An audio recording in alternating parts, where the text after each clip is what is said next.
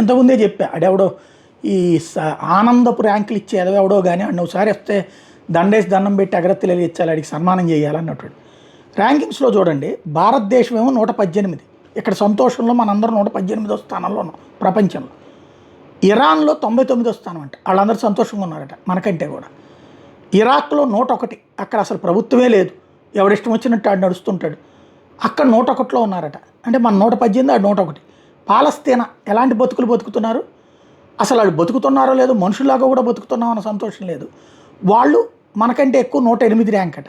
పాకిస్తాన్ తిండి కోసం దేబరిస్తా ప్రపంచం అంతా అడుక్కు తింటున్నారు, వాళ్ళు 109వ స్థానం అట.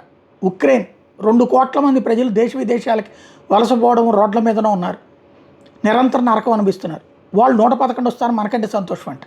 మనం మాత్రం సంతోషం 118లో ఉన్నామంట. ఇది మరి రాసినటువంటి మనిషి అనాలా, పశువు అనాలా, లేకపోతే మరి ఇంకేదైనా పేరు పెట్టచ్చో తెలియదు.